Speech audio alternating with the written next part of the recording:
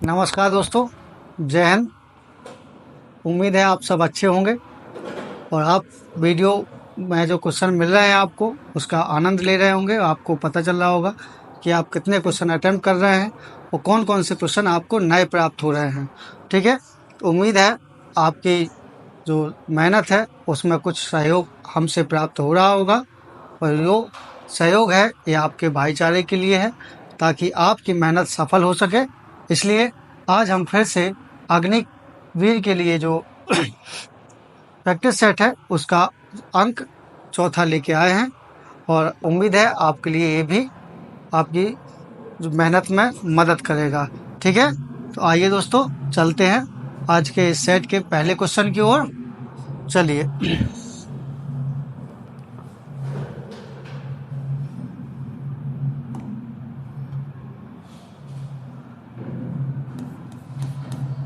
देखिए साथियों, ये जो क्वेश्चंस हैं सभी टाइप के क्वेश्चन हैं। इसमें टोटल एनालाइज करके ये बनाया गया है कि जो आपके 15 जीके जीएस के हैं और 15 साइंस के हैं, उसमें हर टाइप के, हर सेक्शन के, हर एक जिस प्रकार से एग्जाम में सेट किया जाता है वो हर टाइप का क्वेश्चन है। यानी इतिहास का भी मिलेगा, भूगोल का भी मिलेगा, संविधान का भी मिलेगा, करंट का भी मिलेगा, स्टैटिक का भी मिलेगा, कला संस्कृति के भी क्वेश्चन में आपको मिलेंगे। साथ ही साथ आपको फिजिक्स के मिलेंगे, केमिस्ट्री के मिलेंगे, बायो के मिलेंगे। ठीक है, और कंप्यूटर का मिलेगा, इंफॉर्मेशन टेक्नोलॉजी के जो अंतर्गत आ जाएगा, डिफेंस टेक्नोलॉजी मिलेगी आपको। ठीक है, स्पेस टेक्नोलॉजी मिलेगी आपको।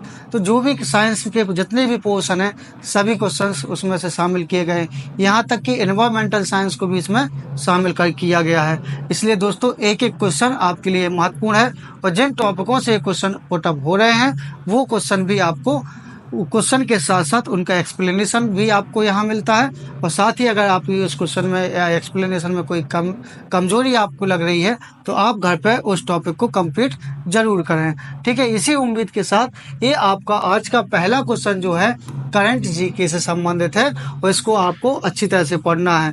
ठीक है, स्वावलंबनी कार्यक्रम ये एक तरह से कार्यक्रम है जो कौशल विकास और उद्यमता मंत्रालय के द्वारा शुरू किया गया और आपसे पूछा गया है कि भाई ये कब शुरू किया गया है। ठीक है, तो क्वेश्चन को आप अच्छी तरह से पढ़ें, करंट अपडेट अच्छी तरह से करें।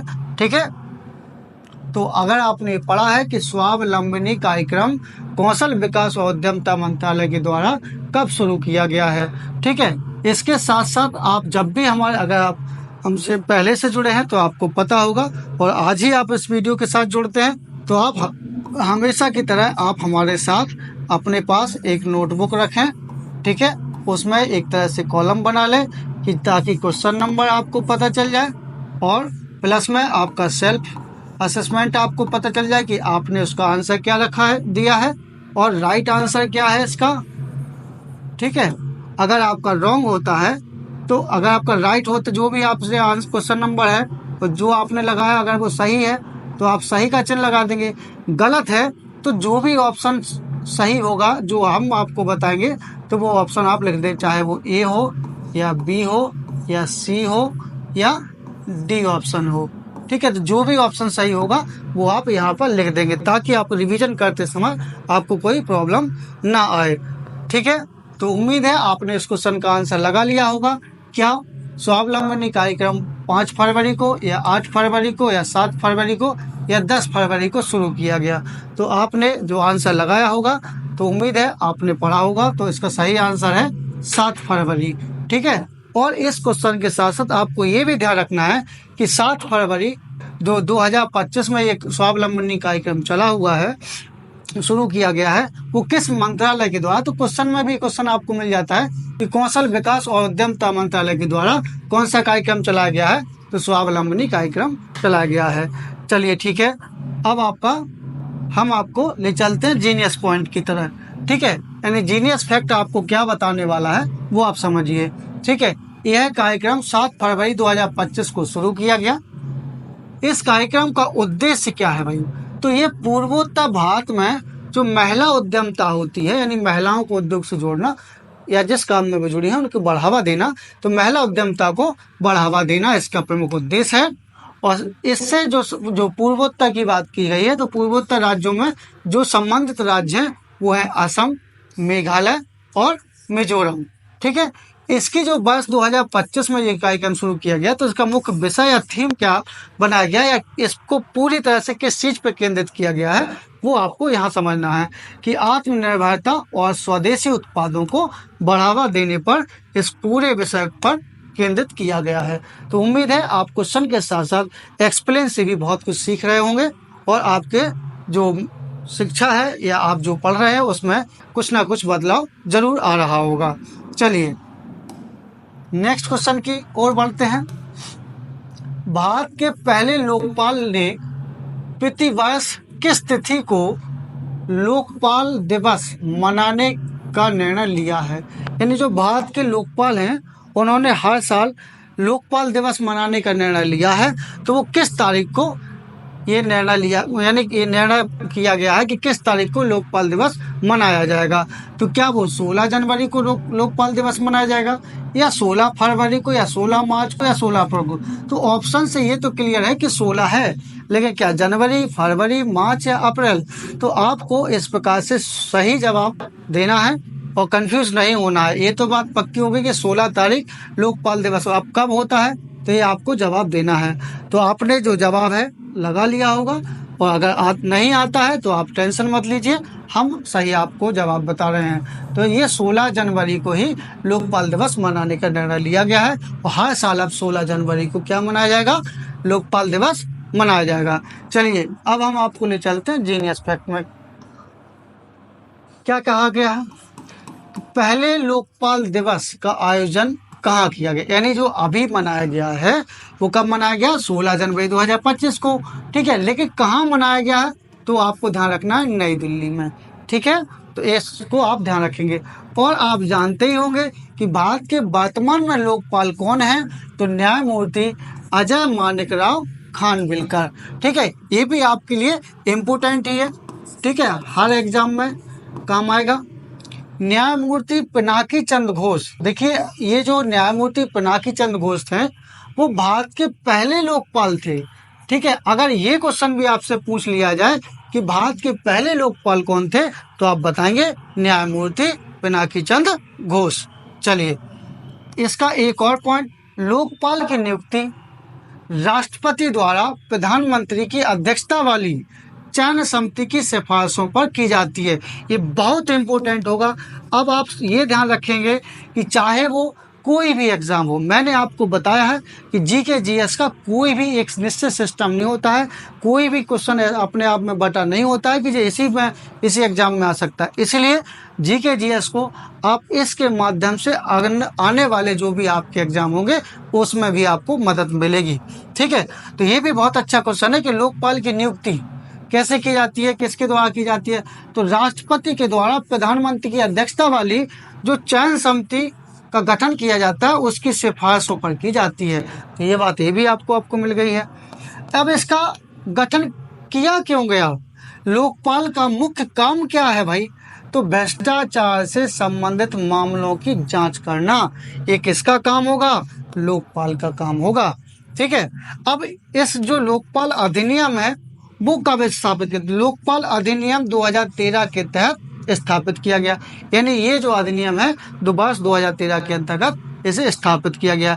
तो उम्मीद है कि आपको पूरा जीनियस फैक्ट आपको आपकी नॉलेज में चार चांद लगा रहा होगा, और उम्मीद है आपका जो आते हुए क्वेश्चन है उनको रिवाइज करवा रहा होगा और नई चीज़ें अपडेट करके आपको आगे ले जा रहा होगा। चलिए आगे बढ़ते हैं। भारत की पहली तटीय और बेडर पक्षी जनगणना कहाँ कराई गई? यानी भारत में पहली बार जो तटीय क्षेत्र है उसमें बेडर पक्षी, यानी किस तटीय क्षेत्र में पहली बार बेडर पक्षी, एक जल पक्षी है जिसकी जनगणना कराई गई है। तो कहाँ कराई गई है? क्या गुजरात में कराई गई है, या महाराष्ट्र में कराई गई है, या तमिलनाडु में कराई गई है, या असम में करवाई गई है? ठीक है, तो आपको इसका आंसर तसल्ली पूर्वक देना है। एकदम करंट के क्वेश्चन है अभी शुरुआती तौर पर। ठीक है, तो आपको इसका आंसर आपने लगा लिया होगा, और अगर आपको सही आंसर पता है तो बहुत अच्छी बात है, और आपका सही आंसर जो है वो क्या है, गुजरात है। ठीक है, यानी गुजरात के पहली तटीय और बेडर पक्षी जनगणना गुजरात में कराई गई। अब गुजरात में कहाँ कराई गई, तो इस चीज का पता आपको जीनियस फैक्ट में मिल जाएगा। ठीक है, तो यह गणना 3 से 5 जनवरी में जामनगर स्थित समुद्री राष्ट्रीय उद्यान और समुद्री अभ्यारण्य में कराई गई है। ठीक है, तो गुजरात के कहाँ पर, जामनगर में, ये आपको मिल गया। कब कराई गई है, तो 3 से 5 जनवरी में कराई गई है। इसमें लंबे पैर, लंबी गर्दन और लंबी चोंच, ये तीनों विशेषता किसकी हैं, बेडर पक्षी। तो ऐसे पक्षियों को इस जनगणना में शामिल किया गया है। ठीक है, चलिए आगे बढ़ते हैं।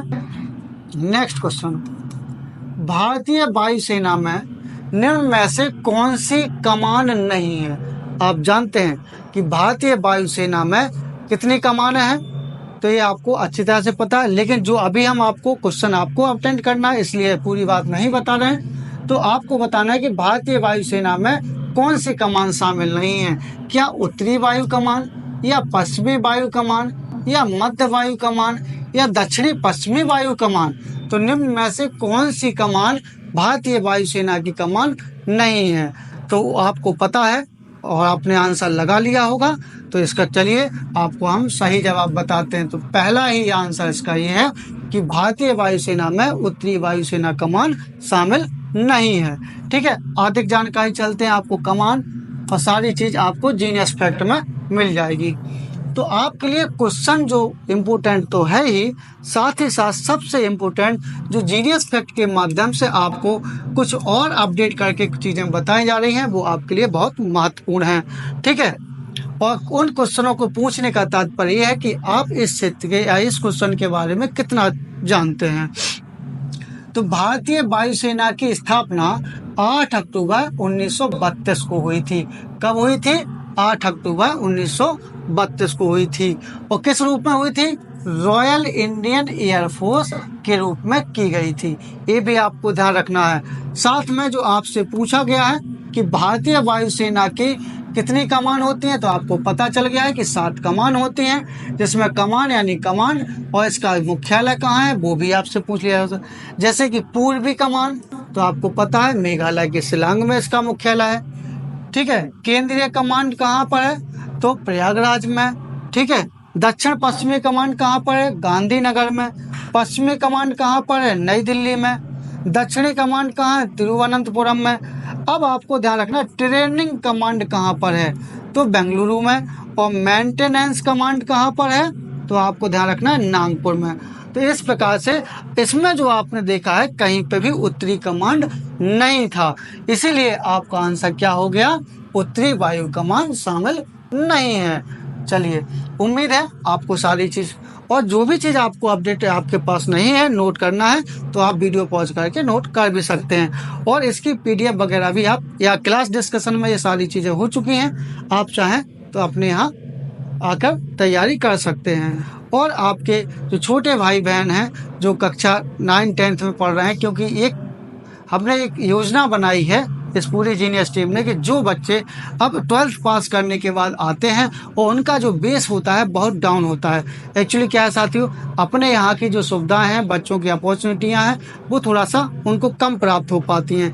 आप सभी जानते हैं कि बहुत प्रकार की परिस्थितियाँ ऐसी हैं जिनमें बच्चों को सही तरीके से ज्ञान प्राप्ति नहीं हो पा रही है, ताकि वो एकेडमिक सेशन खत्म करने के बाद फिर से उन्हें वही शुरुआत ना करना पड़े जो 6 से 10 तक में वो चीज़ें छोड़ के आए हैं। इसलिए हम चाहते हैं कि जो नए बच्चे हैं, जो हमारे 6 से 10 तक के बच्चे हैं, यहीं से हम अपना बच्चों का कॉम्पिटिटिव बेस बनाना शुरू करेंगे, तो हमारे बच्चे अग्निवीर जैसे एग्जाम में 17 से 18 ईयर में वो भारतीय सेना के लिए तैयार हो सकते हैं और जल्दी जॉब प्राप्त भी कर सकते हैं। तो इसीलिए हमने सोचा है कि हम यहाँ के अपने क्षेत्र के सभी बच्चों को शाम 4 से 6 के बीच में निःशुल्क उनको सोशल स्टडी और अन्य कॉम्पिटिटिव तैयारी के लिए उनको बेसिक फाउंडेशन क्लास प्रोवाइड कराने की योजना बन चुकी है। और उम्मीद है अगर आपके परिवार में छोटे भाई बहन कोई भी बच्चे हैं, तो आप इस कोचिंग से संस्थान से संपर्क करें, उनको भेजें और उनकी तैयारी में 4 चांद लगाएं, ताकि बच्चों का अभी से ही कॉम्पिटिटिव माहौल बनना शुरू हो जाए। धन्यवाद। अब हम आगे बढ़ते हैं, ये आपके लिए एक सूचना थी। ठीक है, चलिए, उम्मीद है आपको ये सारी चीजें समझ में आ रहे होंगे। चलिए नेक्स्ट क्वेश्चन की ओर बढ़ते हैं। शतरंज में पहली भारतीय महिला ग्रैंड मास्टर कौन है? यानी शतरंज का खेल जो है उसमें भारत की वो कौन सी पहली महिला है जो शतरंज के खेल में ग्रैंड मास्टर बनी है? तो आपको पता होगा, क्या वो कृतिकी नादिग है, या एस विजयलक्ष्मी है, या पद्मिनी राउत है, या हम्पी कोनेरू हैं? तो आपका, अगर आपने आता है तो आपने सही जवाब लगा लिया होगा, और इसका सही जवाब आपको पता है कि क्या है, एस विजयलक्ष्मी। ठीक है, तो चलिए अब हम आपको ले चलते हैं जीनियस फैक्ट की ओर। ठीक है, जो आपकी तैयारी में 4 चांद लगाने के लिए। चलिए, अब इनको जो ग्रैंड मास्टर बनी है वो उन्होंने 2001 में ये महिला ग्रैंड मास्टर का खिताब इन्होंने हासिल किया था। किसने हासिल किया था? विजयलक्ष्मी। ठीक है, कृतिका नादिग तथा हम्पी कोनेरू का संबंध भी शतरंज खेल से है। तो दोनों खिलाड़ी जो हैं वो शतरंज के ही हैं। ठीक है, शतरंज का बोर्ड 8x8 वर्गों में विभाजित होता है, जिसमें कुल 64 वर्ग होते हैं, और खिलाड़ी के पास एक खिलाड़ी के पास कितनी मोहरें होती हैं? 16 मोहरें होती हैं, जिसमें 8 प्यादे, 2 घोड़े, 2 हाथी, 2 बिशप, 1 रानी और 1 राजा शामिल होता है। ठीक है, अब आप जानते हैं कि शतरंज के खेल की जो उत्पत्ति है वो भी भारत से ही शुरू हुई है, यानी शतरंज खेल का जन्मदाता भारत को ही माना जाता है, और इसे पहले प्राचीन काल में इस नाम चतुरंग के नाम से भी जाना जाता था। तो उम्मीद है आपको इतनी चीजें समझ में आ गई होंगी। ठीक है, अब हम आगे बढ़ते हैं। नेक्स्ट क्वेश्चन, वायुमंडल की किस परत या मंडल के ऊपर बाह्य मंडल, जिसे हम एक्सोस्फीयर भी कहते हैं, वो स्थित है? यानी वायुमंडल की किस परत के ऊपर बाह्य मंडल है? अब इस प्रकार से क्वेश्चन आपसे पूछा जा रहा है, तो आपको बताना है कि वो कौन सी परत है जिसके ऊपर बाह्य मंडल है। क्या वो समताप मंडल है यानी स्ट्रेटोस्फीयर, या ताप मंडल है यानी थर्मोस्फीयर, या मध्य मंडल है यानी मेजोस्फीयर, या क्षोभ मंडल है ट्रोपोस्फीयर? ठीक है, तो आपको इस प्रकार से वायुमंडल के बारे में पता होंगे, और आपने सही आंसर लगा लिया होगा, और इसका सही आंसर क्या है? ताप मंडल यानी थर्मोस्फीयर। और इसके बारे में आगे आपको जीनियस फैक्ट के साथ हम आपको समझाते हैं। ठीक है, उम्मीद है आपको समझ में आ रहा होगा। तो जीनियस फैक्ट आपसे क्या कह रहा है वो भी आपको ध्यान रखना है कि वायुमंडल पृथ्वी के वायुमंडल का सबसे ऊपरी क्षेत्र है। ये तो हम सब जानते हैं कि वायुमंडल कौन सा क्षेत्र है? पृथ्वी के वायुमंडल का सबसे ऊपरी क्षेत्र है, क्योंकि यह धीरे धीरे अंतरिक्ष के निर्वात में बदल जाता है। ठीक है, और वायुमंडल में हवा बेहद पतली होती है। ठीक है, और वायुमंडल के नीचे की परत कौन सी है? ताप मंडल है। दोनों के बीच की सीमा को हम क्या बोलते हैं? ताप सीमा कहते हैं। और वायुमंडल के नीचे हिस्से को कभी कभी हम 120 भी कहा जाता है, या 120 के नाम से भी इसे जानते हैं। तो उम्मीद है आप पृथ्वी के वायुमंडल को समझ गए होंगे। चलिए अब हम आगे बढ़ते हैं नेक्स्ट क्वेश्चन की ओर। हिमालय की सबसे पूर्वी चोटी कौन सी है? जी, आपने हिमालय पढ़ा है, हमने डिस्कशन भी बहुत अच्छी तरह से किया है, एक्सप्लेनेशन भी आपको बताया है। तो हिमालय की सबसे पूर्वी चोटी कौन सी है? क्या वो नामचावरवा है, या अन्नापूर्णा है, या कंचनजंगा है, या माउंट एवरेस्ट है? तो जो भी आपको इसका पता होगा आप जल्दी से आंसर लगा लीजिए, फिर हम आपको इसका आंसर बताते हैं। तो हिमालय की सबसे पूर्वी चोटी कौन सी है जी? तो इसका सही आंसर होगा नामचावरवा। ठीक है, ये आप जानते हैं, और इसके बारे में हम आपको और अधिक जानकारी जीनियस फैक्ट के साथ देने वाले हैं। नामचावरवा पर्वत जो है वो तिब्बत में है। ये चीज ध्यान रखना, कहाँ है? तिब्बत में स्थित है। यह पर्वत समस्त हिमालय पर्वत श्रेणी के उत्तर में है। तिब्बत हिमालय पर्वत श्रृंखला में यह सबसे ऊंचा पर्वत है। किसमें? लेकिन ध्यान रखना, तिब्बत हिमालय पर्वत श्रृंखला में, पूरे हिमालय में नहीं है। पूरे हिमालय में कौन सी है? तो आपको पता है, माउंट एवरेस्ट है। इसकी ऊंचाई यानी नामचा बरवा की जो ऊंचाई है वो 7600 मीटर है। ये भी आप ध्यान रखें।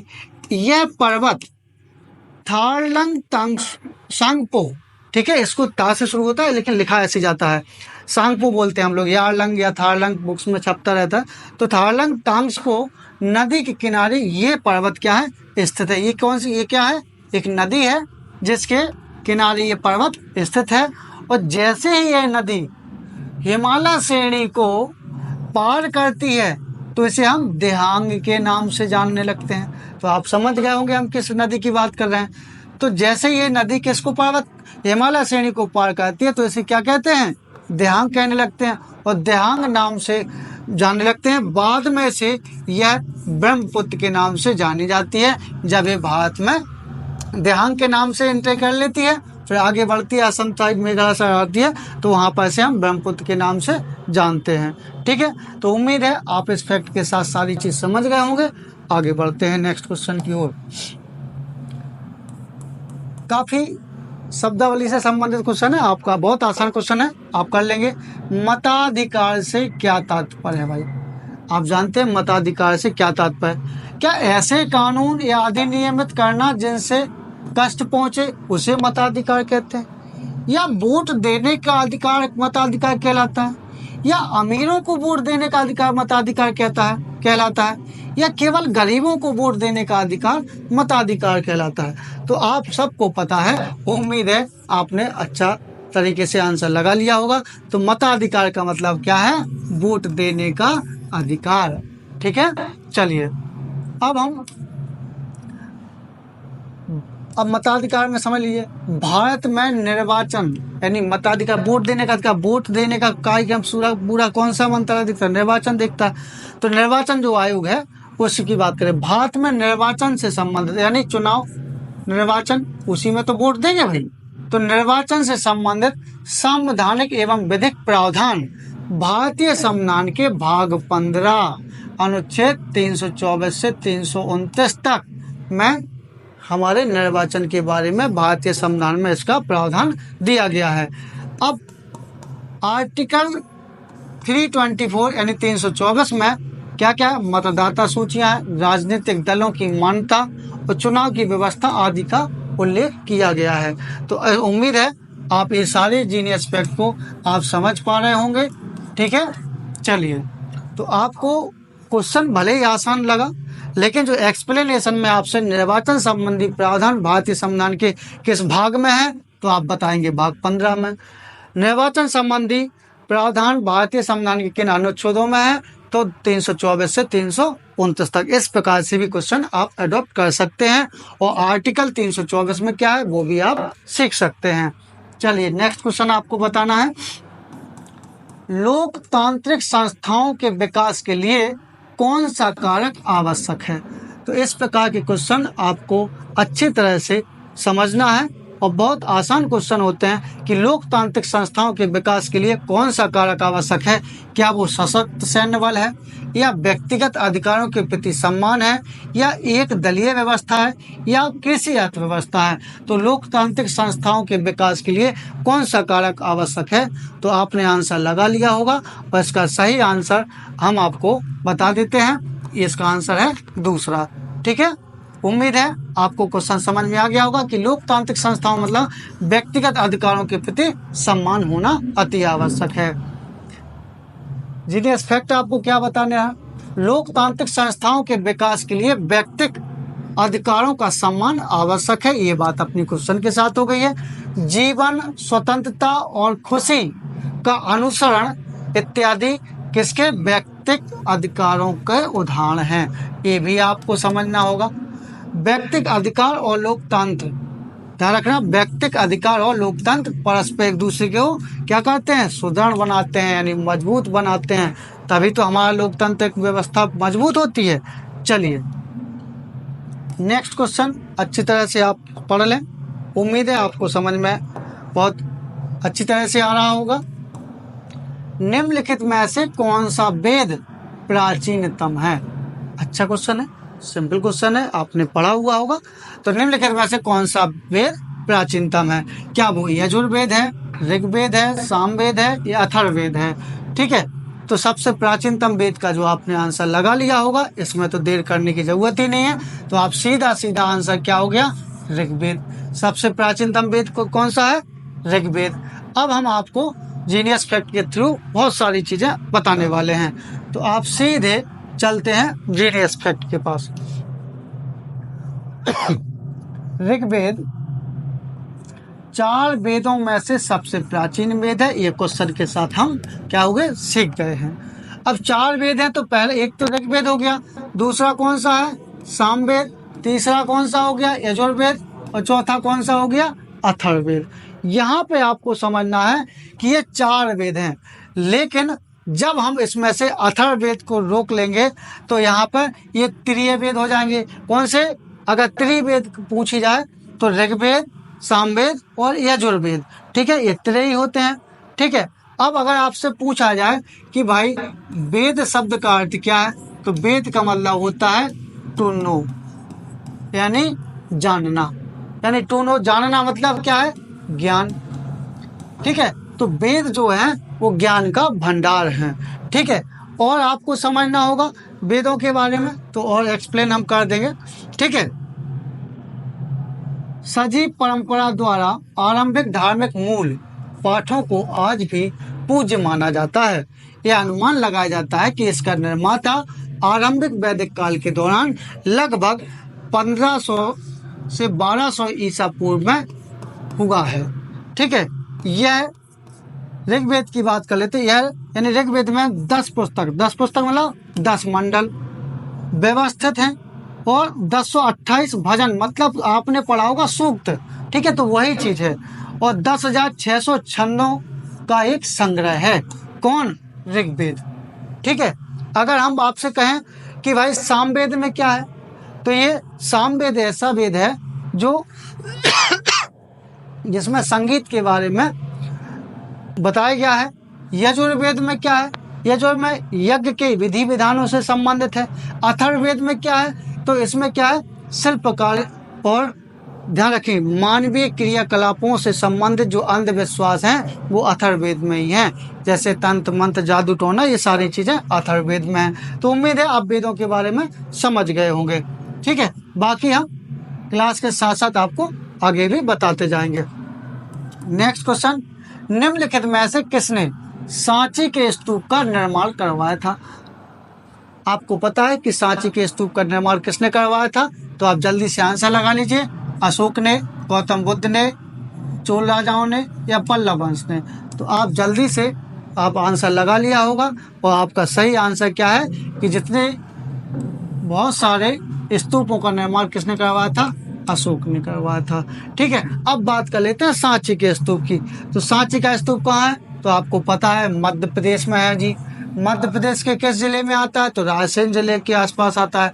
ठीक है, तो भारत में सबसे पुराना पत्थर की संरचना में एक क्या है? सांची का स्तूप। ठीक है, यानी भारत में सबसे पुराना पत्थर की संरचना में एक सांची का महान स्तूप, जो मूल रूप से 3री शताब्दी ईसा पूर्व में सम्राट या मौर्य अशोक के द्वारा बनवाया गया था, यानी निर्मित करवाया गया था। ये 54 फीट की ऊंचाई वाले इस विशाल अर्धगोलीय गुंबद में एक केंद्रीय कक्ष है, जहां भगवान बुद्ध के अवशेष रखे गए हैं। तो आपको पता है कि जो भगवान गौतम बुद्ध हैं, उनके जो अस्थियां यानी अवशेष हैं, उन्हीं के आधार पर इन स्तूपों का निर्माण किया गया है। तो उनको 8 अलग अलग जगह पर बांट दिया गया था। तो सांची के स्तूप की खोज किसने की थी? तो ये भी ध्यान रखना है आपको। इसकी खोज ब्रिटिश अधिकारी सर हेनरी टेलर को जाता है। इन्होंने 1818 में इसे खोजा था। सांची का प्राचीन नाम क्या है? तो काकनाया भी है, काकनवा भी है, काकना नादबोटा भी है, और बोटाश्री पर्वत भी है। तो आपको इस प्रकार से जीनियस फैक्ट से काफ़ी पॉइंट मिल गए होंगे। ठीक है, आप नोट कर लेना जो भी आपको नहीं आती हैं चीज़ें, तो वो आगे बढ़ते हैं फिर।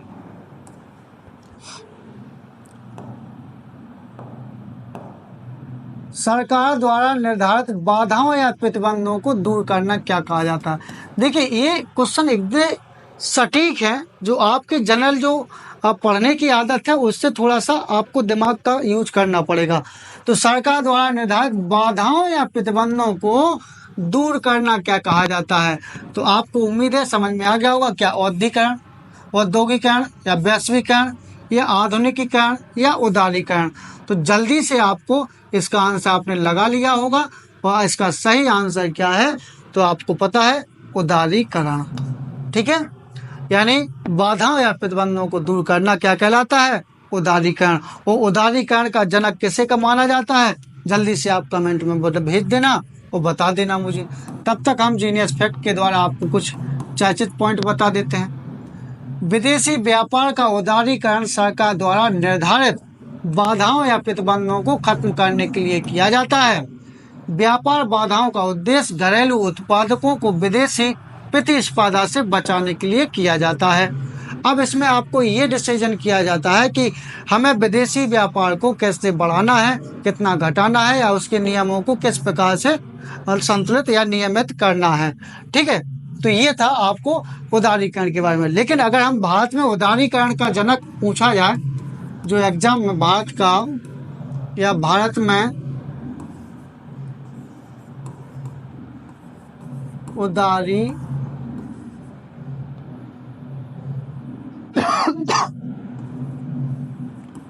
उदारीकरण का जनक, ये अभी हमने आपसे क्वेश्चन पूछा था जिसका जवाब आपको कमेंट में भी देना है। ठीक है, लेकिन फिलहाल हम यहाँ पे बताते हैं, इस उदारीकरण का जनक डॉक्टर मनमोहन सिंह को कहा जाता है। भारत में उदारीकरण का जनक किसे कहा जाता है? डॉक्टर मनमोहन सिंह को कहा जाता है। ठीक है, तो इनके बारे में तो आपको पता ही है। हालांकि अब ये हमारे बीच नहीं रहे हैं, लेकिन भारतीय अर्थव्यवस्था में इनका जो योगदान रहा है वो हमेशा याद रहेगा। ठीक है, चलिए नेक्स्ट क्वेश्चन आपको बताना है, भारत के किस उद्योग में अधिकतम कर्मचारियों को रोजगार मिला हुआ है? अब आपको बताना है कि इनमें से किस उद्योग में अधिकतम कर्मचारियों को रोजगार मिला हुआ है। क्या वो पटसन उद्योग है, या लोहा या इस्पात उद्योग है, या कपड़ा उद्योग है, या चीनी उद्योग है? तो जल्दी से आपने आंसर लगा लिया होगा और सही आंसर आपका इसमें क्या है? कपड़ा उद्योग। ठीक है, कपड़ा उद्योग में सर्वाधिक लोग लगे रहते हैं।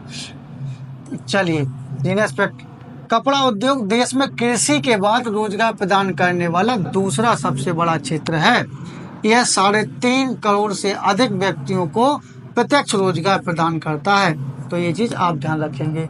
ठीक है, वैसे नियोक्ता में आपका रेलवे आता है, वो आपको एक अलग तरीके से पूछा जाएगा। ठीक है, चलिए नेक्स्ट क्वेश्चन, बिरजू महाराज ने किस नृत्य शैली में ख्याति प्राप्त की है? तो आप जानते हैं बिरजू महाराज के बारे में, तो जल्दी से आप आंसर लगाएंगे। क्या उन्होंने भरतनाट्यम में, या कुचिपुड़ी, या कथक, या ओडिसी, इनमें से किस में ख्याति प्राप्त की है? तो आप सबको पता है कि बिरजू महाराज का सम्मान कथक नृत्य शैली से है। अगर आपने यही आंसर चुना था तो आप बिल्कुल सही हैं। अब हम जीनियस फैक्ट के थ्रू आपको बताते हैं, कथक नृत्य शैली में बिरजू महाराज को ख्याति प्राप्त हुई। ये क्वेश्चन के अकॉर्डिंग चीज हो गई है। दूसरा, उत्तर प्रदेश की धरती पर जन्मे इस नृत्य की उत्पत्ति ब्रजभूमि की रासलीला से हुई है। यानी कथक नृत्य की उत्पत्ति के बारे में आपको समझ में आ गया होगा। कथक घरानों में लखनऊ घराना अधिक प्रसिद्ध है। ठीक है, ये भी चीज ध्यान रखेंगे। कथक नृत्य शैली के प्रसिद्ध कलाकार आपको ये याद रखना है, जैसे कि पंडित बिरजू महाराज जी पूछे गए हैं, शंभू महाराज को, लच्छू महाराज को भी याद रखना है, सितारा देवी ये ज़्यादा आपको ध्यान रखना है, शोभना नारायण और कुमुदनी लखिया, ये नाम आपके लिए काफ़ी इम्पोर्टेंट रहेंगे, जो एग्जाम में बार बार अलग अलग नामों से पूछे जाते हैं। तो उम्मीद है कथक शैली आप जानते हैं। इसका आंसर कभी कभी उत्तर भारत में आता है ऑप्शन में, अगर उत्तर भारत आता है, उत्तर प्रदेश नहीं आता है तो आप उत्तर भारत भी लगा सकते हैं और आपका ये आंसर सही हो जाएगा। ठीक है, तो आपने कलाकार आपने समझ लिए हैं। चलिए आगे बढ़ते हैं।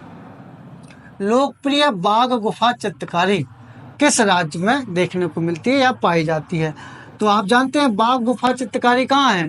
क्या मध्य प्रदेश में है, हिमाचल प्रदेश में है, कि सिक्किम में या उड़ीसा में? तो जल्दी से आप अपना आंसर लगा लीजिए और इसका सही आंसर हम आपको बताने वाले हैं। तो ये आंसर है बाघ गुफा चित्रकारी आपको मिलती है मध्य प्रदेश में देखने को। ठीक है, चलिए। बाघ गुफाएं पत्थरों को काटकर बनाई गई 9 गुहा स्मारकों का एक समूह है। कितने का गुहाओं का? तो 9 गुहा स्मारकों का समूह है जो मध्य प्रदेश में धार जिले के बिंद के दक्षिणी ढलानों के बीच स्थित है। इन गुफाओं में अद्भुत भित्ति चित्र हैं जिसे प्राचीन काल के मनुष्यों द्वारा बनाया गया है। मध्य प्रदेश में इस गुफा के साथ साथ और भी गुफाएं हैं, जैसे भीमबेटका की गुफाएं, उदयगिरी गुफाएं, बाघ गुफाएं, पंचमढ़ी गुफाएं और माडा गुफाएं, जिन्हें हम पांडव गुफाओं के नाम से भी जानते हैं। ठीक है, तो ये भी ध्यान रखेंगे। चलिए आगे बढ़ते हैं। किसी वृक्ष को अधिकतम हानि कैसे पहुंचती है? बिल्कुल कॉमन सेंस पर डिपेंड है, आपको अच्छी तरह से करना है और इसमें कोई भी चीज़ कठिनाई महसूस नहीं होना चाहिए। किसी वृक्ष को अधिकतम हानि कैसे? कई बार क्या होता है, बच्चे जल्दबाजी में क्वेश्चन को हल्के में ले लेते हैं और आसानी से गलत कर लेते हैं। तो ध्यान रखना, किसी वृक्ष को अधिकतम हानि कैसे पहुंचती है? उसकी आधी पत्तियों का नाश हो जाना, उसकी पत्तियों का नाश हो जाना, उसकी आधी शाखाओं का नाश हो जाना, उसकी छाल का नाश हो जाना। तो जल्दी से आप इसका आंसर लगा लीजिए और इसका सही आंसर आपको पता है कि जब वृक्ष में छाल ही नहीं बचेगी और छाल नहीं बचेगा तो बाकी हम आपको आगे बता रहे हैं। आंसर इतना, ये आपका आंसर सही है। अगर आपने यही चुना था तो आप बिल्कुल सही है। तो आप जीनियस फैक्ट के थ्रू बताते हैं हम आपको। ठीक है, चलिए। किसी वृक्ष को अधिकतम हानि तब होती है जब उसकी छाल का नाश हो जाए। क्यों? क्योंकि छाल के नाश होने से वृक्षों में फ्लोएम ऊतक का अभाव हो जाता है और फ्लोएम ऊतक का अभाव होने से क्या प्रभावित हो जाएगा? खाद्य परिवहन की क्रिया बाधित हो जाएगी और वृक्ष को सबसे ज़्यादा हानि पहुंचेगी। तो उम्मीद है आपको ये जीनियस फैक्ट पसंद आ रहे हैं। ठीक है, तो आप भी इसका लाभ उठाएं और अपने साथियों को भी इसके बारे में बताएं। तो कैंसर के उपचार के लिए प्रयुक्त उत्कृष्ट गैस कौन सी है? काफी अच्छा क्वेश्चन है, बहुत बार एग्जाम में पूछा गया है। कैंसर के उपचार के लिए प्रयुक्त उत्कृष्ट गैस कौन सी है? क्या वो हीलियम है, ऑर्गन है, क्रिप्टॉन है, रेडॉन है? जल्दी से आंसर लगा लें।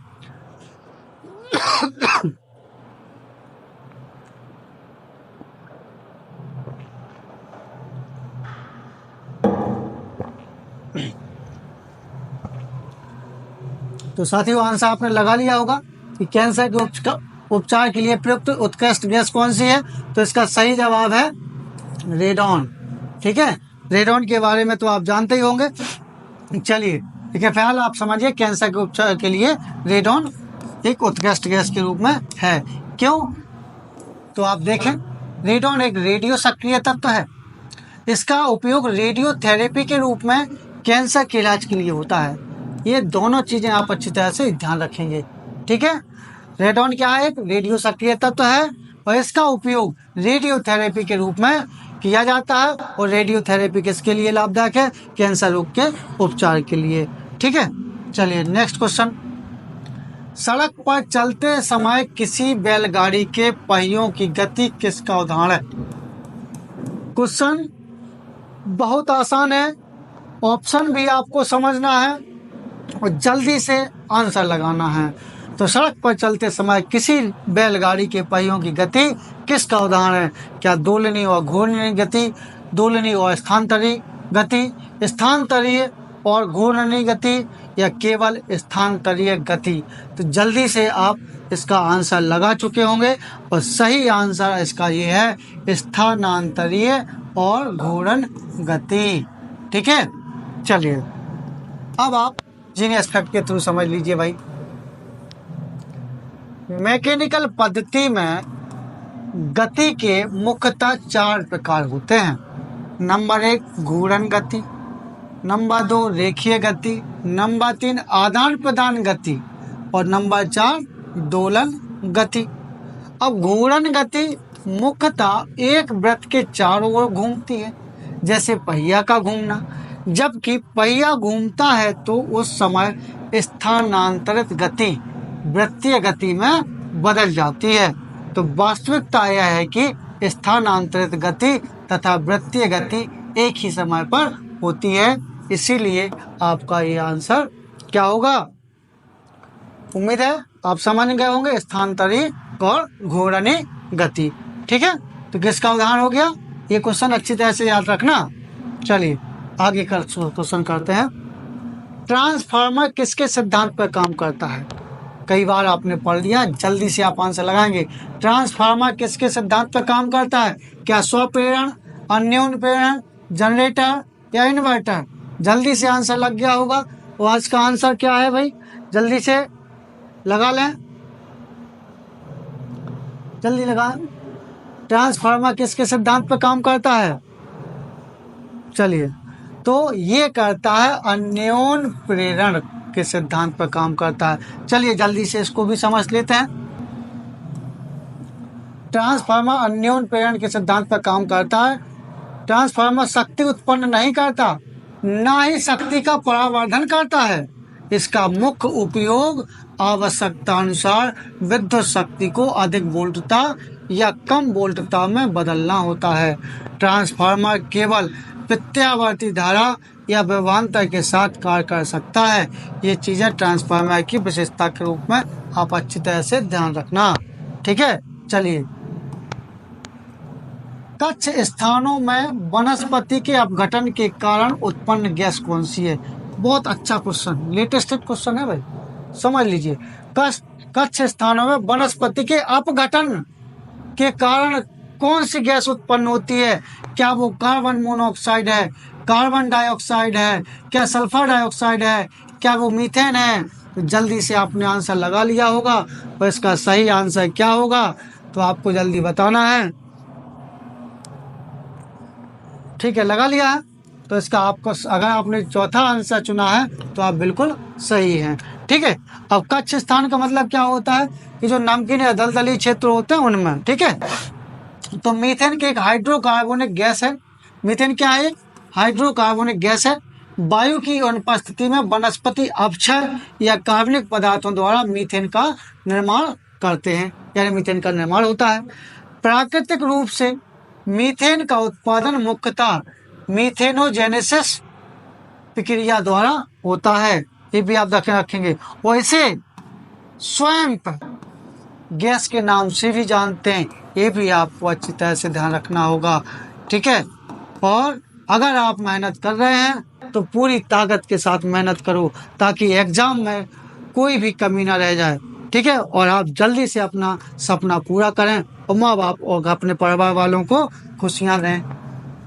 चलिए, नाभ के रिएक्टरों की मूल प्रक्रिया क्या है जी? जल्दी बताएं, नाभ के रिएक्टरों की मूल प्रक्रिया क्या है? क्या रेडियो सक्रियता या विखंडन या संलयन या इनमें से कोई नहीं? तो जल्दी से आपको चयन कर लेना है कि नाभ के रिएक्टरों की मूल प्रक्रिया क्या होती है। अगर आपने विखंडन चुना है तो आप बिल्कुल सही हैं। ठीक है, इसी के साथ आपको इस जीनियस फैक्ट में ले चलते हैं भाई। परमाणु रिएक्टर ऊर्जा उत्पन्न करता है और यूरेनियम के परमाणुओं के विखंडित होने के परिणाम स्वरूप ऊर्जा के उत्सर्जन को क्या करता है? नियंत्रित करता है, और इसे परमाणु विखंडन के रूप में जाना जाता है। तो ये बात आप परमाणु विखंडन और परमाणु रिएक्टर के एक ऊर्जा उत्पन्न करने की चीज को समझ गए हैं। ध्यान रखेंगे, जब एक विखंडित परमाणु नाभिक जैसे यूरेनियम 235 या प्लूटोनियम 239 न्यूट्रॉन को अवशोषित करता है तो यह परमाणु विखंडन की प्रक्रिया से गुजरता है, जिसमें भारी नाभिक 2 या उससे अधिक हल्के नाभिकों में विखंडित हो जाते हैं। और विखंडन की प्रक्रिया के दौरान न्यूट्रॉन और गामा फोटोन उत्पन्न होते हैं और ऊर्जा की बहुत अधिक मात्रा उत्सर्जित होती है। इसलिए आप इस जीनियस फैक्ट को अच्छी तरह से नोट कर लेना ताकि आप इस प्रकार के क्वेश्चन को गलत ना कर सकें। चलिए नेक्स्ट क्वेश्चन, निम्नलिखित में से एक उत्पादक, एक शाकाहारी और एक मांसाहारी को दर्शाने वाली उपयुक्त आहार श्रृंखला कौन सी है। जैसा कि हमने आपको शुरू में बताया था कि इस सीरीज में हर टाइप के क्वेश्चन हैं, तो आपको हर टाइप से वाकिफ होना है। ये नहीं कि आप लगे स्टैटिक पढ़ रहे हैं तो स्टैटिक ही पढ़ रहे हैं, करंट पढ़ रहे हैं तो करंट ही पढ़ रहे हैं, इतिहास में लग गए तो इतिहास ही में लग गए, भूगोल में लग गए तो भूगोल, ऐसा नहीं है। आपकी ये सीरीज जो है हर सब्जेक्ट के हर क्वेश्चन से आपको वाकिफ करवाएगी, इसलिए परेशान बिल्कुल मत होना। अगर आपके 30 में से 10 भी आ रहे हैं, 20 भी आ रहे हैं, 25 भी आ रहे हैं, जितने भी आ रहे हैं कोई बात नहीं, आने दो, आपको आंसर मिलते हैं। तो यहाँ आंसर 30 के 30 आपको प्राप्त हो जाते हैं, तो 30 क्वेश्चन तो आपके ये बन गए। बाकी आपके साथ जो जीनियस फैक्ट आपको दिए जाते हैं, तो हर फैक्ट में 4 2 2 4 4 5 5 क्वेश्चन मिलते हैं, तो लगभग 100 पॉइंट्स की आपकी एक सीरीज बन जाती है और आप हर टाइप के क्वेश्चन में अपना एनालाइज कर पाते हैं। तो जल्दी से आपको एक ऐसी आहार श्रृंखला बताना है जिसमें एक उत्पादक, एक शाकाहारी और एक मांसाहारी है। तो आपका आंसर आपने लगा लिया होगा और इसका सही आंसर क्या है? दूसरा। क्यों है इसको बताएं। जैसे उत्पादक मतलब क्या होता है? पेड़ पौधे, घास, ठीक है। शाकाहारी आप जानते हैं, जो मांस नहीं खाते हैं, और जो मांस खाते हैं वो मांसाहारी। तो घास को कीट खा लेगा और कीट को हाथी तो नहीं खाता भाई, हाथी तो शाकाहारी है, ठीक है। और इसमें पादप है ही उत्पादक के रूप में, शाकाहारी खरगोश है और मांसाहारी बाघ है। एक दूसरे के सर्कल में चल रहा है, कोई दिक्कत नहीं। मछली, कीट, इससे कोई मतलब नहीं, यही काम हो गया अपना, ठीक है। चलिए जीनियस फैक्ट क्या बता रहा है भैया आपको।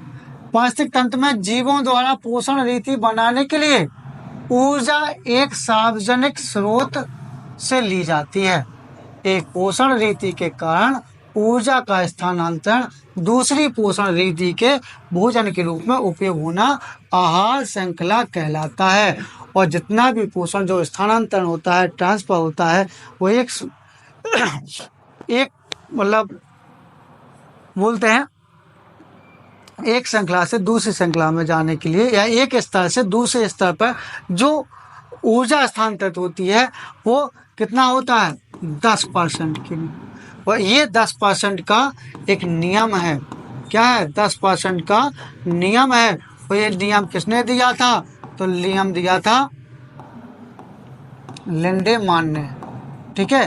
तो 10% के ऊर्जा स्थानांतरण के नियम को किसने दिया? तो लिंडेमान ने दिया। ये चीज आप अच्छी तरह से भी ध्यान रखेंगे, ठीक है।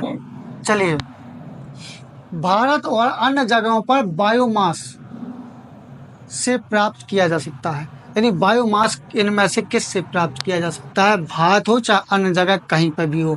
तो बायोमास क्या? मूंगफली के छिकले से, गन्ने की खोई से, चावल के छिकले से, या सबसे? जल्दी से आंसर लगा लेंगे। तो ये सब किससे होगा? तो मूंग छिलके हैं, खोई है, छिलके हैं, सब कुछ है, सब सही है। तो अगर आपने आंसर चौथा ही चुना है तो आप बिल्कुल सही है, ठीक है। चलिए,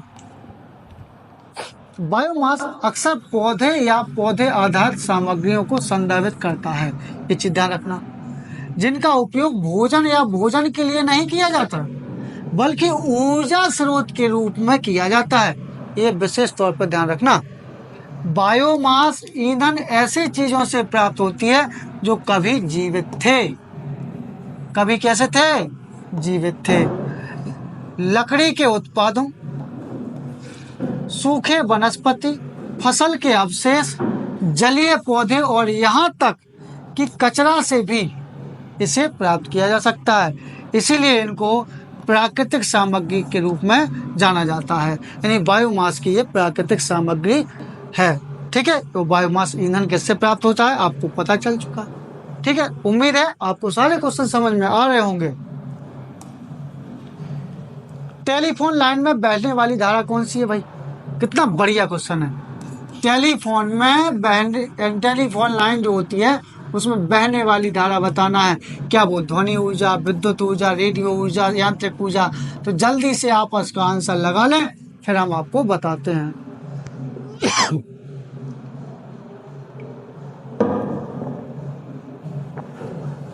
तो आपको पता चल गया है, और इसका सही आंसर है क्या, विद्युत ऊर्जा। ठीक है, तो आप टेलीफोन लाइन में बहने वाली धारा कौन सी है, विद्युत ऊर्जा। चलिए कैसे वो हम आपको समझाते हैं। टेलीफोन प्रणाली ध्वनिक ऊर्जा को विद्युत ऊर्जा में बदल देती है। विद्युत ऊर्जा फोन तारों के साथ चलती है और वापस अंत में ध्वनिक ऊर्जा में परिवर्तित हो जाती है।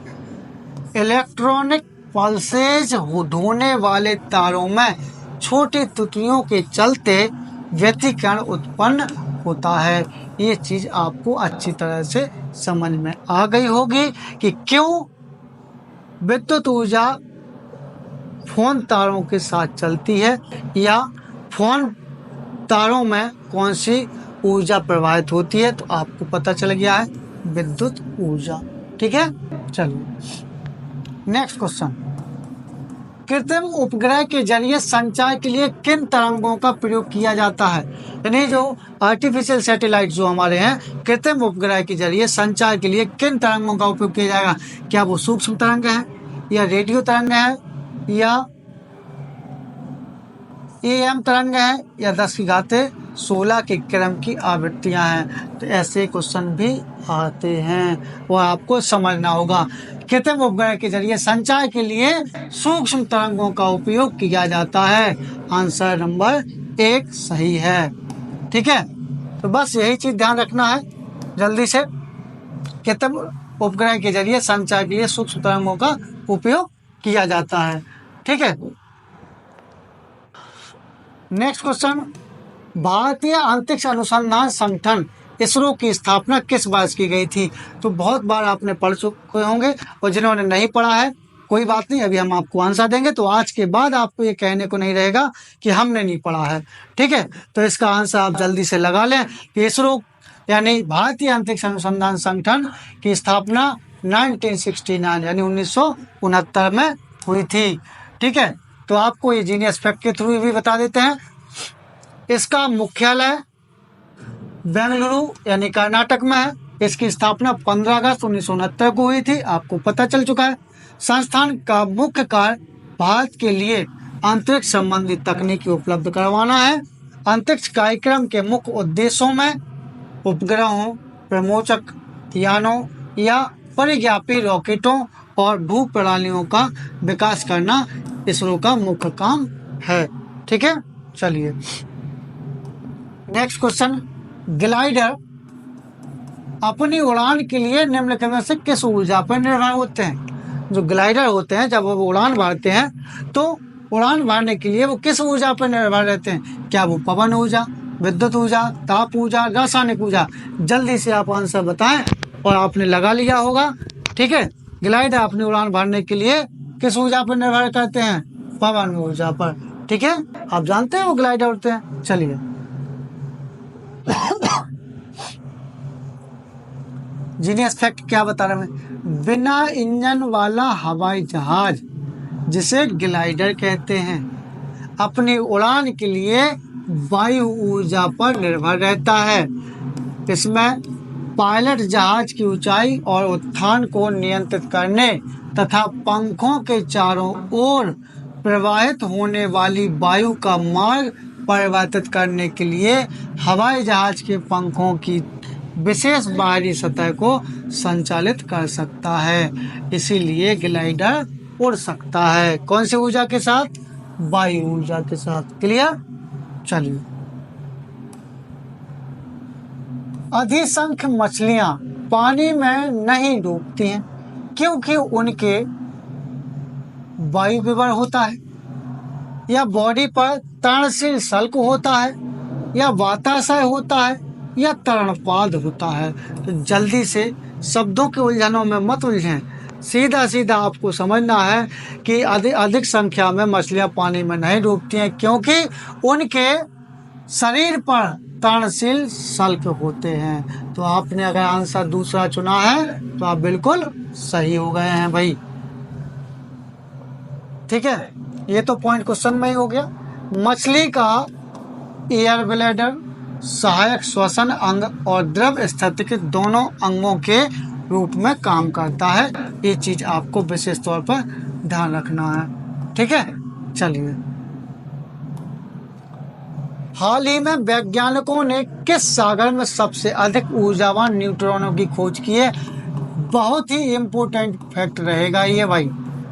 ठीक है, इसलिए आप इसको समझें, चाहे आप इसको वेरी वेरी करें, चाहे जो भी कुछ करें, लेकिन बात समझना पड़ेगी क्वेश्चन को कि हाल ही में यानी करंट में वैज्ञानिकों ने किस सागर में सबसे अधिक ऊर्जावान न्यूट्रॉनों की खोज की है।